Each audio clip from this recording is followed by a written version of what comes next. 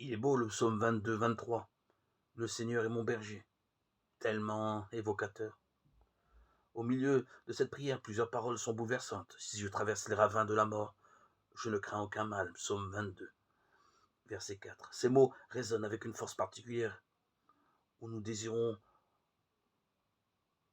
nous recueillir sur les gens que nous avons perdus. Nous demandons parfois quel sens trouver à notre vie lorsqu'elle est privée d'être chère.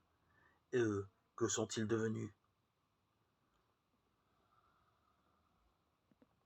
En puisant dans la foi biblique, nous voyons qu'ils sont au séjour des morts, au Sheol, en hébreu, le lieu du vide et du silence total, alors que l'homme est fait pour louer Dieu, psaume 87, 88.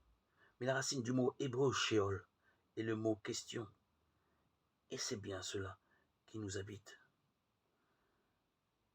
La Bible ouvre des voies de réponse en montrant dès l'Ancien Testament la fécondité de la vie d'Abraham et de plusieurs autres malgré la vieillesse ou la stérilité. Elle nous emmène au pays de la foi, jusque chez des étrangers ou des païens, comme au pays de Sidon. Le prophète Élie, chassé par la chasseresse, a quitté Israël pour survivre à Sarepta. Il rencontre une femme, une veuve n'ayant pour toute richesse en sa détresse que son fils. Élie lui demande l'aumône d'un peu de pain. Du pain, elle s'apprête à en pétrir avec sa dernière poignée de farine et le fond d'huile qui lui reste. Élie lui demande, car, dit-il, ainsi parle le Seigneur, jarre de farine, point ne s'épuisera, vase d'huile, point ne se videra. 1 Roi 17-14. Et il en va en effet ainsi, car le Seigneur transgresse les limites de la mort pour créer sans cesse la vie, et la vie qui est en Dieu et résurrection. Dans l'Évangile, peut-être faut-il être averti que les verbes se lever, se mettre debout, s'éveiller, sont les mots par excellence qui disent la résurrection. Ainsi, lorsque Jésus s'adresse à une femme ou un homme touché par la mort, c'est pour les faire vivre.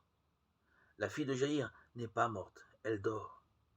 Talita koum, lui dit-il, lui dit Jésus, lève-toi. Marc 5, 41. Et à combien d'autres il dit ces paroles, les faisant entrer dans la résurrection de Dieu. Il nous les dit aussi, inscrivant en nous aujourd'hui même la résurrection, comme il le fait en toutes celles et ceux pour lesquels, et à juste titre, nous disons qu'ils reposent en paix. Ces mots contiennent un mystère qui nous dépasse profondément.